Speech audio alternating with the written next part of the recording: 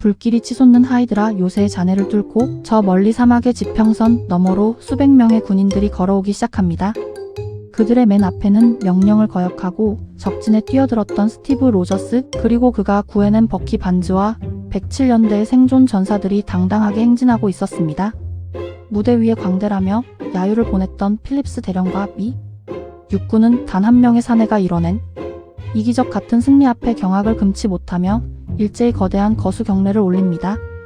캡틴 아메리카라는 이름이 마침내 미국의 홍보물이 아닌 진정한 전장의 리더이자 영웅의 상징으로 격상하는 순간이었습니다. 스티브는 더 이상 양철 방패를 들지 않았습니다.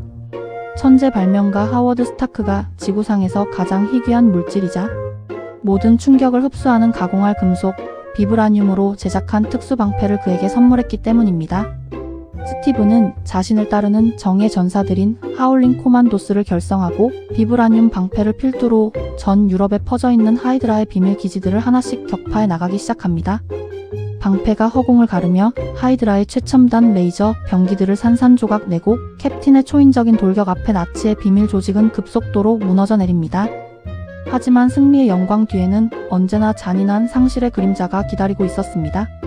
하이드라의 핵심 과학자 졸라 박사를 생포하기 위해 달리는 설산의 고속 열차 작전 중 예상치 못한 대위기가 찾아옵니다. 적들의 폭발적인 반격 속에 열차의 외벽이 날아가고 스티브의 영혼과도 같았던 단 한 명의 친구, 버키 반즈가 열차 밖 절벽으로 떨어질 위기에 처한 것입니다. 스티브는 손을 뻗어 버키를 잡으려 필사적으로 손을 뻗지만 버키가 붙잡고 있던 철골이 부러지며 그는 아득한 절벽 아래 차가운 눈바닥 속으로 추락해버립니다. 비명을 지르며 절규하는 스티브. 평생 자신을 지켜주었던 형제를 제 눈앞에서 잃어버린 슬픔은 스티브의 심장을 갈갈이 찢어 놓았습니다. 그러나 슬퍼할 겨를도 없이 전 세계의 운명을 건 마지막 전쟁이 그를 기다리고 있었습니다. 하이드라의 수장 레드스컬은 신비로운 우주의 에너지원인 테서렉트의 힘을 이용해 미국의 뉴욕을 비롯한 전 세계의 주요 대도시를 단 한 번에 증발시켜버릴 가공할 초대형 폭격기 발키리를 출격시킨 것입니다. 스티브는 패기 카터 요원과의 가슴 아픈 작별 인사를 뒤로한 채 하워드 스타크와 필립스 대령의 도움을 받아 무서운 속도로 이륙하는 폭격기의 바퀴를 붙잡고 기내로 잠입하는 데 성공합니다. 조종석으로 향하는 길은 하이드라 최정예 병사들과의 처절한 사투로 가득했습니다. 스티브는 비브라늄 방패를 날리며 적들을 제압하고 마침내 운명의 방아쇠를 쥐고 있던 숙적 레드스컬과 조종석에서 마주하게 됩니다. 인류 과학이 낳은 두 명의 초인이 벌이는 마지막 육탄전.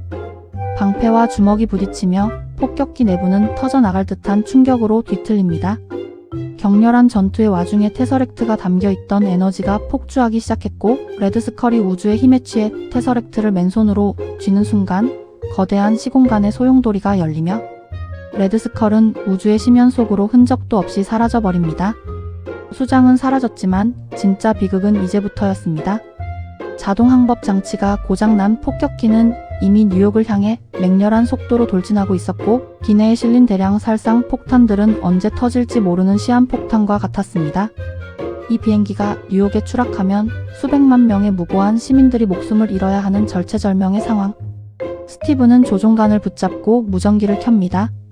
그리고 기지에서 초조하게 그의 목소리를 기다리던 연인 패기 카터에게 마지막 교신을 건넸습니다. 패기 비행기를 멈출 방법이 없습니다. 이대로 바다에 추락시켜야 합니다. 그렇지 않으면 뉴욕이 사라집니다. 패기 카터는 눈물을 흘리며 비행기를 돌리라고 절규하지만 스티브의 결심은 단호했습니다.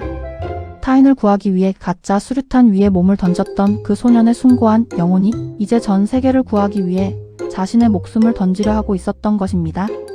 스티브는 울먹이는 패기를 달래며 조용히 미소 짓습니다. 패기, 이번 주 일요일에 댄스 교습소에서 만나기로 한 약속. 조금 늦을 것 같습니다. 음악을 준비해둬요. 치익 마이너스 거친 노이즈와 함께 무전이 끊어지는 순간 스티브는 조종관을 앞으로 힘껏 밀어내립니다. 거대한 폭격기 발키리는 푸른 대지를 지나 차갑고 영원한 어둠이 지배하는 북극의 거대한 빙하 속으로 거침없이 추락합니다. 거대한 물보라와 얼음 파편이 솟구치고 인류 최초의 영웅 캡틴 아메리카는 그렇게 조국을 구한 채 차가운 얼음벽 너머로 깊은 잠에 빠져들게 됩니다. 시간은 흐르고 흘러 70년이라는 세월이 지나간 뉴욕의 한 현대식 병원 침대. 아날로그 라디오에서 야구 중계 소리가 흘러나오는 평화로운 방 안에서 한 사내가 눈을 뜹니다. 바로 스티브 로저스였습니다. 하지만 초인적인 감각으로 라디오 중계가 자신이 기억하는 1941년의 실제 경기가 아닌 녹음된 가짜임을 눈치챈 스티브는 병원의 벽을 부수고 밖으로 탈출합니다. 그가 마주한 현실은 충격적이었습니다. 사방을 가득 채운 거대한 빌딩 숲과 번쩍이는 전광판, 그리고 수많은 자동차와 첨단 기기들이 가득한 21세기의 뉴욕 타임스퀘어 한복판이었습니다. 70년 동안 빙하 속에서 썩지 않고 얼어붙어 있던 초인의 육체가 현대의 과학과 쉴드에 의해 극적으로 부활한 것입니다. 그의 앞에 쉴드의 국장 닉 퓨리가 검은 코트를 휘날리며 걸어옵니다. 닉 퓨리는 경악과 혼란에 빠진 스티브를 바라보며 무거운 입을 엽니다. 대령 진정하시오. 당신은 너무 오래 잠들어 있었소. 무려 70년 동안이나 말이오. 괜찮소? 눈부시게 변해버린 미래의 세상 한가운데에 홀로 던져진 영웅? 스티브 로저스는 밀려드는 군중과 빌딩 숲을 바라보며 눈가에 고인 씁쓸한 눈물과 함께 나직하게 읊조립니다. 괜찮습니다. 다만 데이트 약속이 있었는데 늦어버렸군요. 자신이 사랑했던 시대와 연인, 친구를 모두 과거에 묻어둔 채 고독한 미래의 전사로 다시 눈을 뜬 캡틴 아메리카.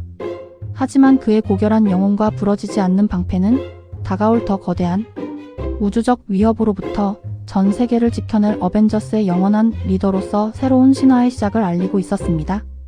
마블 최초의 영웅, 퍼스트 어벤져의 장엄하고도 슬픈 첫 번째 이야기가 이렇게 막을 내립니다.